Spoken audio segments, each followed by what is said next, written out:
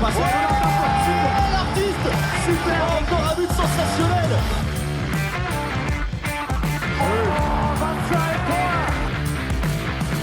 That's a brilliant bit of follow-up play by Mahe. Oh my goodness me, what a shot.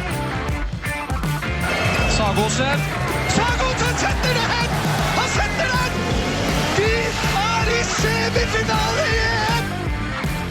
Hello, everyone, and welcome to another edition of the Handball Hour Morning Club. Chris O'Reilly here with you, and it's a special one as we're banging out two this week. We're going to make this one available for all of you. A little teaser on what you can enjoy week in, week out on our Patreon, patreon.com/Handball Hour. We've got Sascha Staat, German commentator and journalist, host of the Kreis Ab podcast, joining us for a chat about the Bundesliga, last week's German Cup Final 4, and also the German chances in the Champions League next week. So let's get started. Sascha Staat, you're very welcome back to the podcast to chat all things happening in Germany. A lot happening in the handball world at the moment over in Deutschland. How you doing? I'm quite fine, but also quite tired. But yeah, we all do it because of the love for handball, so it's all right for me. That's right. And well, we're hitting the business end of the season, which is I think a great time to check in before things go absolutely wild. But we'll begin our chat looking back at the REWE Final4, where Magdeburg ended a run of final defeats to pick up the title, beating Melsungen on Sunday. Seems to be a fair few takeaways from that, but before I hit you with a few specific things, what's your reflection on that weekend? My reflection is that I talked to a lot of people who were in Cologne, and yeah, that Magdeburg is just the best team in world handball right now. The best club team. That doesn't mean that they will win all the games. That doesn't mean that they will defend their Champions League title. That doesn't mean that they will win the German championship. I don't know when you will air the show. I hope soon, because after the weekend it might be over.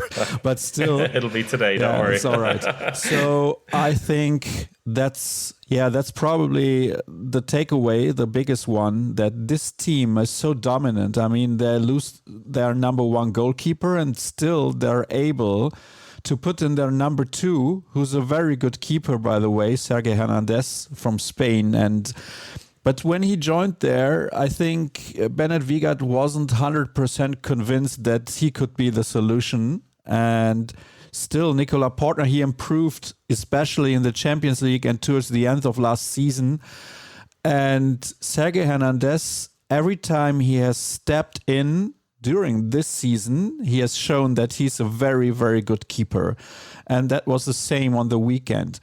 And, you know, Melsungen came into the final after defeating Flensburg, and you could imagine that they are like really pumped and they really want to win it. And what happens? They get crushed by 11. And that shows everything about Magdeburg. I don't think it shows so much about Melsungen.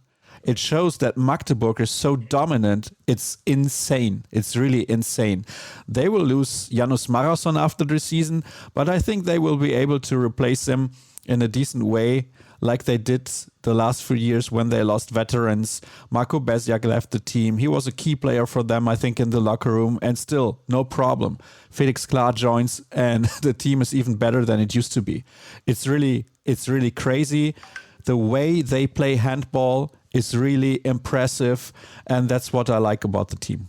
You mentioned Sergio Hernandez there, 32 saves in total over the weekend, which is absolutely remarkable. And coming in to take over like that on the end of a week, we touched on the podcast last week about Nicola Portner's failed doping test. The distraction itself, you would maybe understand if things didn't go so well for Magdeburg, that, you know, okay, this happened and it's a huge blow for them if Hernandez couldn't have produced the weekend he did.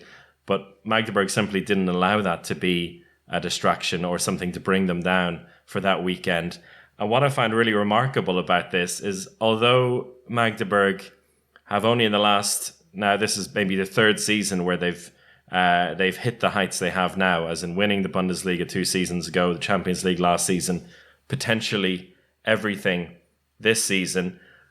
But a few people I saw online and also on our Discord for the Handball Hour, suggesting that maybe it's getting a bit boring already, which I find remarkable. It's not like they're Manchester City or the likes. It's a team which are really still kind of fresh at the very, very top. Maybe because they won that final by 11, that a few people are jumping the gun that way.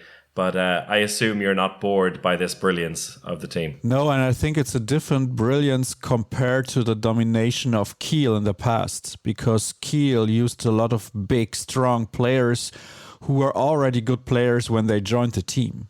And Magdeburg, like with Felix Klar, okay, he's a very world-class player, there's no doubt about it.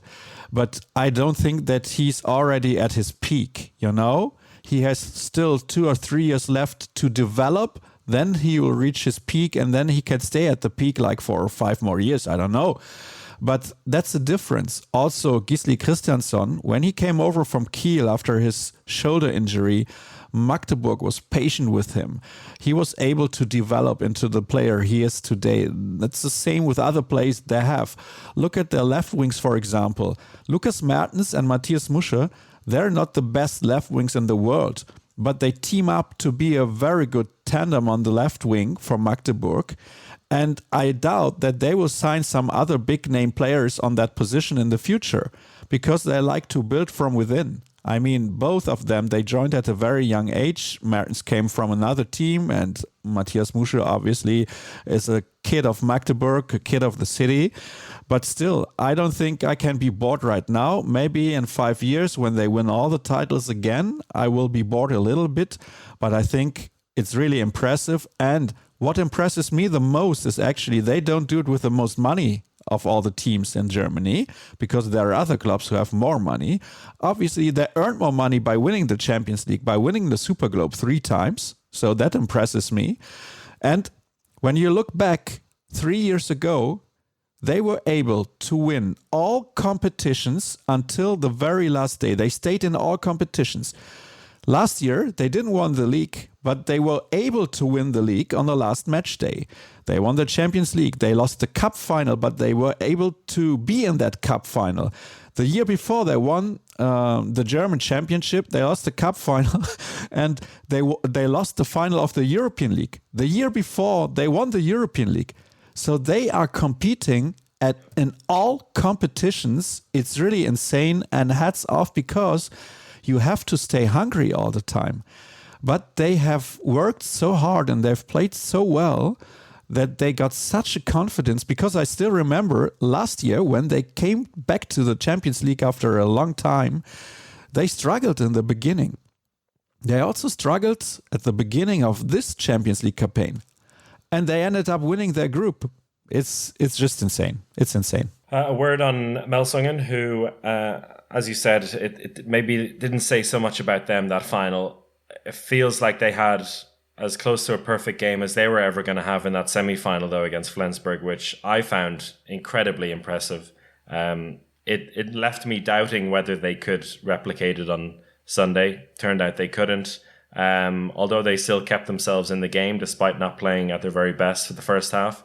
But that semi-final against Flensburg gives a lot of hope for this team that have shown a new face this year, and also have given a sign of faith in Roberto Garcia Parondo extending his contract until 2027. Yeah, from what I've heard, there are some players who don't like to to play with Parondo, but I think there are a lot more players who like to play with him, and I think they will sign some other big names in the future. They will lose Ivan Martinovic. That will be a huge blow for them, because I think he's a fantastic player on the right back position.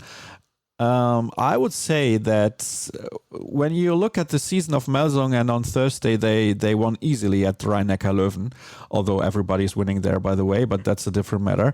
But what is Melsungen doing this year? They are basically fulfilling our expectations. They're 5th in the league right now, and I think before the start of the season we would have said, okay, probably they will finish 5th, because the 4 teams at the top, they're set, and maybe they're on the same level as Rhein-Neckar-Löwen, Hannover, and maybe even Gummersbach, but they're a level higher. So I think it's a very good season for them, and they can build on that in the future. And next year they will play in the European League. We will have to see, but they have a good experienced roster, but they also have some younger talented players. And I also think that when you work a longer time with the same coach, I think that's a good thing to do. I like that they continue with Parondo, because changing coaches all the time won't solve all of your problems. Usually it comes from within the team, that maybe you have to change 2 or 3 players. It's not always about the coach. And yeah, it's nice to see that kind of the running joke of the Bundesliga for the last half decade or so are kind of getting it together at last. So yeah, good news for them despite that final loss. We haven't mentioned Berlin yet, who lost that semi-final to Magdeburg. You hinted there earlier that this title run could be over by the end of this weekend. Füchse Berlin playing at home against Kiel, and Flensburg at home against Magdeburg.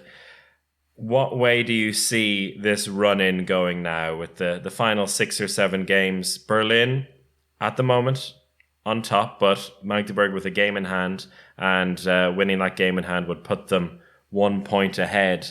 It's an exciting title race. It feels like both teams will stay neck and neck until the end, but there's maybe some hints that Berlin are cracking just a little bit. I've seen a dip in form a little bit at Füchse Berlin, but I think that they still have a chance to win the title, and this weekend will probably be the key, because it's not easy to play at Flensburg for Magdeburg. It's a tough game, and even though Flensburg didn't have the best performance last weekend in Cologne, I still think that at one game they can beat them.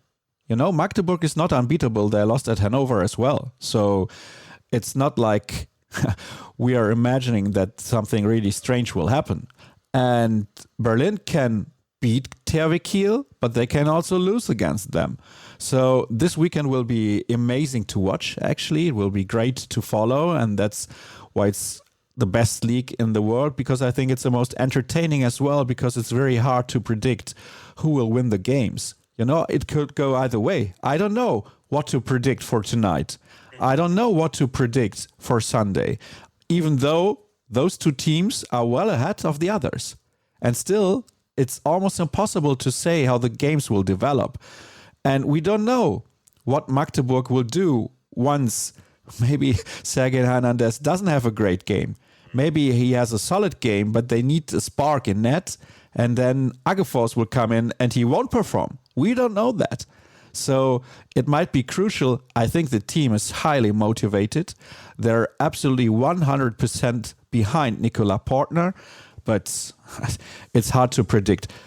I got the feeling that both teams will still lose points until the end of the season, and at the end of the season, Magdeburg will be on top by a point. Okay, so basically things will change, but nothing will change in the end. Yeah. That's my feeling, and that's great for the sport, because we had many years where before the start of the season we knew that Kiel would win the title. That's boring. You know, because you asked earlier, is it boring that Magdeburg is winning all the title? No, it's not, because the way they win them is dramatic. Well, except for the final against Meldung. But if you look at the other games, you know, like the Champions League Final 4 last year, that was crazy as well. And next week, the Champions League is going to happen again. And I feel blessed that I love the sport, because Kielce against Magdeburg, wow, it's really entertaining. Yeah, I want to ask you about the international sides in just a moment. But before we leave the Bundesliga, the relegation battle is something that we've also been keeping tabs on throughout the season. And Eisenach have managed to open up a 5-point lead over Bergischer HC. 6 games left, 5 points ahead. Have they done enough to stay alive, you reckon? I think they need one more win to be sure. I think they will get it. They might even get it on the weekend against Stuttgart. Bergische HC made a big mistake, if you ask me, because they lost by 11 in Leipzig before the Olympic qualification tournament, if I remember correctly. And then they had a big meeting with the players and the coach. And most of the players, actually, they didn't want to continue with the coach, but the boards of the club, they preferred to continue with Jamal Naji. He's a young coach. He doesn't have any sort of experience when it comes to the fight against relegation with a team which actually was supposed to finish, I don't know, between 9 and 14 maybe, which is absolutely fine for a club like that. But from one moment to another, the things didn't work out anymore. I think they now lost 12 or 13 games in a row, which is like really, really insane. And they will play at Baling tonight. And it's their last chance. Now they fired the coach before this game, which is way too late. I don't get it. If you want to fire the coach, you should have done it earlier after losing by 11 in Leipzig. I mean, seriously, this team is way too good to be relegated. This team should not be relegated. They have twice as much money as Eisenach has. And actually, money scores in the end. Yeah, but it didn't help so far. They will go down to the second division, and they're playing in 3 different arenas right now. So nobody from Düsseldorf will be interested if they go to the second division and they play against Dessau and Großwaldstadt next season. Nobody will care. So they have to find a solution when it comes to the arena. I'm curious to see who will be the permanent new head coach, because now Arno Gunnarsson, the former right wing from Iceland, is now coaching the team. He was coaching the under-17 team right now, and now he's the head coach together with 2 other guys. Will be very interesting to see. I don't know which game to watch tonight. So depends if you like misery or a spectacular handball. I don't know. It's really interesting, and they made a mistake. As simple as that. That happens in sport. I think they were a little bit too stubborn actually, because I think if they had changed the coach like 6 weeks earlier, they still might be like 1 point behind Eisenach. Eisenach, as you said, playing Stuttgart this weekend, Lemgo and Balingen to come after that. If things go their way, they could even jump up to maybe 14th, which I think would be, no matter what happens, as long as they stay alive, it will be a success this season. What do you put that down to? Because, I think back to the beginning of the season, and basically nobody gave them any chance before that first game. There's 2 things. The first thing is courage, passion, fire. They're absolutely on fire every single game. They believe in themselves, and they just don't say it. They actually do it, and that's a huge difference. You can go to the mixed zone or wherever, you can talk to the journalists, to the media, and say, we believe that we will win the next game. You can always say so, but you got to feel it. And I think they feel it.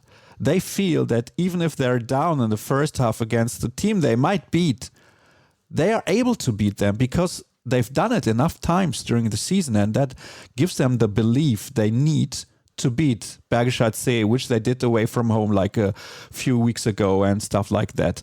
And the second thing is the coach, Micha Kaufmann from Switzerland. For me, is the coach of the year by far, because what he has done is really crazy. He's playing a different kind of defense, a 3-3 defense, which causes a lot of stress for the opponents. That's the first thing. When they played at Bergische HC, they played without a line player in attack. They had 4 players in the backcourt. So Bergische HC didn't know what to do on defense. And this is really hats off. I mean, this is so courageous. I have a lot of respect for Micha Kaufmann, because if it doesn't work out, we are all laughing about it. We say, whoa, what the hell is he doing? But it's the only chance they got. And today, the German national team, they called a new roster for the next games. And Grigic, a young 20-year-old player from Eisenach, is on the roster for the first time.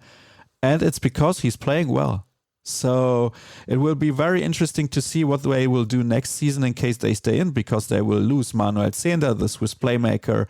He will go back to Erlangen, but eventually he might end up at the Rhein-Neckar Löwen, because Juri Knorr might already go to Aalborg this summer.